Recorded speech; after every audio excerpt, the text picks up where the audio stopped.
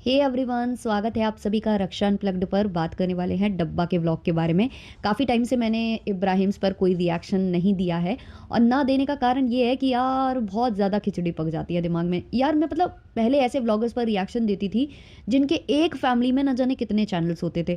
अब होता क्या था कि आप उलझ के रह जाओ, उसी कंटेंट में उलझ के रह जाओ। अब वो ऐसे व्लॉगर्स थे ना कि वो दिन में 3-3 व्लॉग अपलोड करते थे, तो उनको बॉयकॉट कर दिया गया है अब किसी कारणवश, क्योंकि उनको बहुत ज़्यादा अहम हो गया था, बहुत ज़्यादा एटीट्यूड उनमें आ गया था। उनको लग रहा था कि वो सर्वे सर्वा हैं, तो उनको बॉयकॉट कर दिया गया।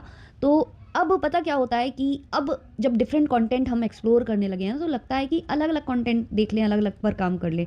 अब देखो, इब्राहिम्स के केस में ऐसा नहीं है, इनके बहुत ज़्यादा भतेरे चैनल नहीं है, जिनके 2-3 चैनल हैं इनके घर में, तो उसमें भी डेली व्लॉग्स नहीं आते हैं, तो इतनी प्रॉब्लम नहीं हो रही थी। बट अब क्या है ना कि रिवील बहुत कुछ होने लगा है इनको लेकर, पड़ोसी और यहाँ वहाँ, तो इतना कंटेंट वहाँ से भी आ जाता है, इतना यहाँ से भी आ जाता है, तो फिर मतलब एक लेवल पार हो जाता है दिमाग का कि भाई अब रुक जाते हैं, थम जाते हैं। तो वो होता है इनके केस में।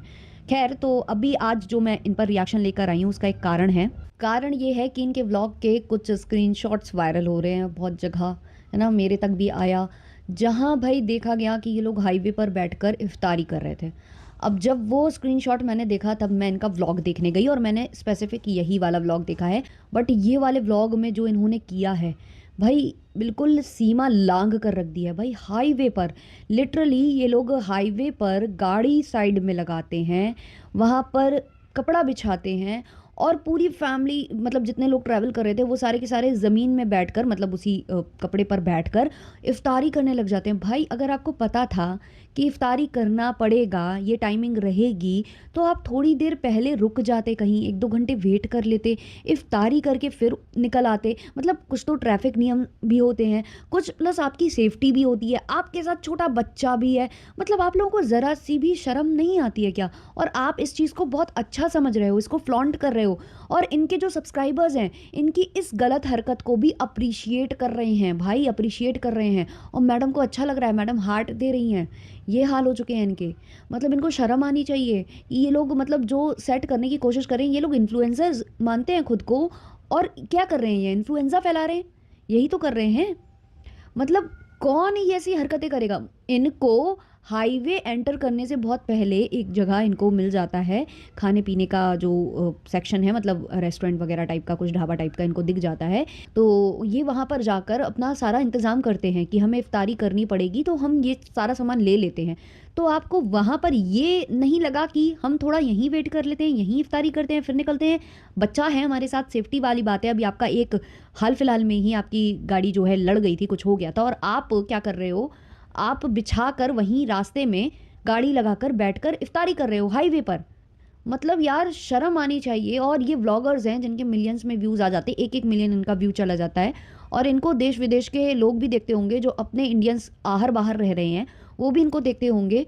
और क्या जाता होगा, क्या इमेज जाता होगा इंडिया का उनके सामने, क्या मतलब ये लोग दिखा रहे हैं कि हमारा ये हमारी हैबिट्स हैं, हम वो हैं जो रूल्स एंड रेगुलेशंस को ताक पर रखते हैं, हम कुछ भी कर सकते हैं। और फिर लोग बोलते हैं कि ये इंडिया है, यहाँ पर तो कुछ भी हो सकता है। इंडिया का नाम ये लोग खराब करते हैं। अभी एक वीडियो वायरल हुआ था ना, जहाँ एक औरत पार्क में एक लड़की से बोल रही थी कि तुम ऐसे कपड़े पहने हो, तुम लोगों के ऐसे कपड़े पहनने की वजह से भारत का नाम खराब होता है। ना ना ना ना, भारत का नाम ऐसे खराब होता है।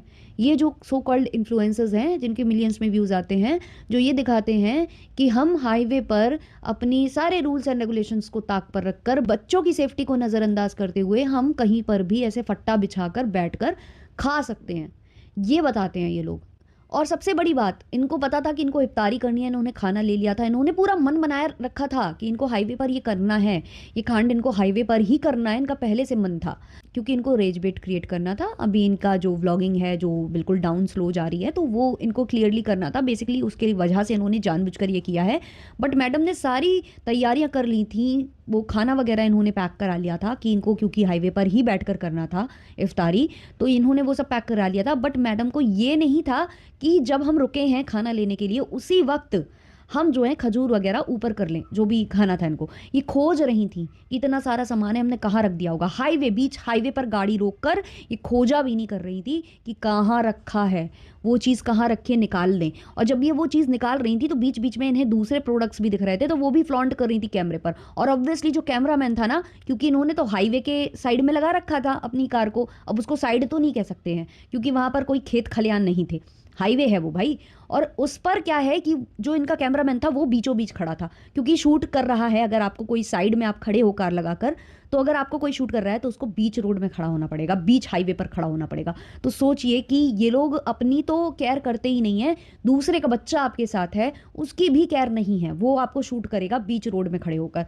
ये इनकी हरकतें हैं। और इसके बाद भाई इनके जो अंधभक्त होते हैं उनको तो कुछ दिखता ही नहीं है। मैंने कल भारती वाला पॉडकास्ट बनाया, उसमें एक लंबा चौड़ा किसी ने मैसेज डाला हुआ है, पक्का वो मुझे वो पीआर मैसेज लगता है कि पीआर की तरफ से वो कराया गया है, क्योंकि वो पॉइंट्स भी मैंने इंक्लूड किए हुए थे उस व्लॉग में, तो भी वो कमेंट चिपका कर गया। तो इसका मतलब उसने पॉडकास्ट सुना ही नहीं, उसको तो मिला होगा आदेश कि जाओ सब जगह जाकर कमेंट करो। तो उसने लंबा चौड़ा कमेंट किया है कि दोबारा से जाओ भारती का ब्लॉग देखो। भारती के ब्लॉग में वो अपने हेल्पर्स को सोना चांदी भी दिलाती है, गिफ्ट भी दिलाती है, विदेश भी ले जाती है, ये भी करती है। तो ये आपको सब कैसे पता चल रहा है कि भारती ये सब कैसे करती है? इसलिए ही तो पता चल रहा है क्योंकि वो उसका ब्लॉग बनाती है। जो 1,000 रुपये उसने लगाए हैं, इन्वेस्ट किए हैं, उसका 10 गुना निकालती है अपने ब्लॉग से। एक ब्लॉग पर कितने कितने उसके व्यूज़ जाते हैं वो नहीं दिखता आपको। और विदेश क्यों लेकर जाती है ये भी मैंने उसमें क्लियर किया था, क्योंकि उसे हेल्प की ज़रूरत है, विदेश में भी हेल्पर्स की ज़रूरत है, इसलिए लेकर जाती है। बच्चों की केयर कौन करेगा, उसको हाथ में खाना कौन देगा, उसके कपड़े उसका सारा सामान कौन मैनेज करेगा, इसलिए लेकर जाती है। अगर ये सब नहीं करना हो, व्लॉगिंग नहीं करना हो, तो इनको वो लेकर ना जाए, क्योंकि व्लॉगिंग में भी तो कई सारे जमूरे चाहिए होते हैं ना, तो वो जमूरे हैं इनके। और चलो ठीक है, मान लिया कि इतना कुछ करती है, तो क्या उसको राइट मिल जाता है कि वो जब चाहे जब उनका मजाक उड़ा सकती है अपने ब्लॉग में? मतलब सेंसिबल बातें तो करते ही नहीं है इनके जो सपोर्टर्स होते हैं। सारे के सारे सपोर्टर्स हर एक चीज़ में इनको डिफेंड करने खड़े हो जाते हैं, हर एक गलत बात में इनको जो है सही ठहराने के लिए खड़े रहते हैं, इनका पक्ष लेकर बिल्कुल झंडा लेकर खड़े हो जाते हैं। भाई थोड़ा कॉमन सेंस, थोड़ी क्रिटिकल थिंकिंग रखना बहुत ज़्यादा ज़रूरी है, वरना ऐसे तो भाई आपको कोई भी ठग कर चला जाएगा, कोई भी। और ये व्लॉगर्स बखूबी आपको ठग रहे हैं। ये जो हाईवे पर जो भी इन्होंने किया है, ये पूरा का पूरा जानबूझकर हुआ है। इनकी जो टीम है, मैनेजर है, उन्होंने सजेस्ट किया होगा कि भाई ऐसा कर लेना, आप अभी जा रहे हो, आप ट्रैवल कर रहे हो, नीरस व्लॉग है, कुछ किसी को अच्छा लगने वाला है नहीं है, ज़्यादा कुछ है नहीं है, रिएक्शनिस्ट को भी कोई मुद्दा खास मिलेगा नहीं, तो आप एक काम करना, आप ऐसा करना। और आपके ऐसा करने से, व्लॉग में ऐसा करने से रिएक्शंस बहुत बनेंगे, और आपको कमेंट्स में भी लताड़ा जाएगा, रेज बिट क्रिएट होगा, और चारों तरफ आपकी बात होने लगेगी, रेडिट से लेकर हर जगह तक। फिर जो आपका व्लॉग नहीं भी देख रहा होगा, बोर होके भाग गया होगा, वो भी आपका व्लॉग देखने आएगा, क्योंकि कोई ना कोई तो इस बारे में चर्चा करेगा ना कहीं एसएस वायरल होंगे, कहीं ना कहीं कुछ ना कुछ वायरल होगा, तब लोग आएंगे कि अरे बाप रे ये हो गया व्लॉग में, चलो चलो चलो देखते हैं। तो ये सारा इनका प्लान रहता है। तो ये काटते हैं, बहुत बड़ा वाला सी काटते हैं अपनी ऑडियंस का। अब जो डब्बा है पहुंच चुकी हैं अपने ससुराल, और वहां जाकर उनको फिर एक मिल गई है इनकी 24 घंटे वाली हेल्पर। उसको बुला लिया है अपनी असिस्टेंट को, लहर को। इससे पहले कीज़ा हुआ करती थी मुंबई में, अब यहाँ पर जो है इनके पास लहर है। लहर इनके घर में आकर बस गई हैं, इनके बच्चे को संभाल रही हैं, पढ़ भी वहीं रही हैं, सब कुछ वहीं कर रही हैं, अपना स्किन केयर बता रही हैं। मतलब ज़रा सी भी, एक ढेले की भी शर्म नहीं। और फिर पेटी खाला को भी बुलाना स्टार्ट कर दिया, क्योंकि अकेले ये रह नहीं सकती हैं। फिर पेटी खाला इधर आएंगी, ये वहाँ जाएंगी, बाकी ज़्यादा किसी से इनका इंटरेक्शन है नहीं है। बस सबसे ऐसे पूछती हैं, और कैसी हो, ठीक हो, बस वही जनाब की आदत, वही इनकी आदत। खैर सबसे बड़ा जो मुद्दा मुझे लगा वो वही था कि हाईवे पर बैठकर जो इन्होंने कांड किया है वो। बाकी और बातें तो इनके व्लॉग में डेली होती रहती हैं, वो कोई नई बात नहीं है। इनको तो असिस्टेंट चाहिए ही है।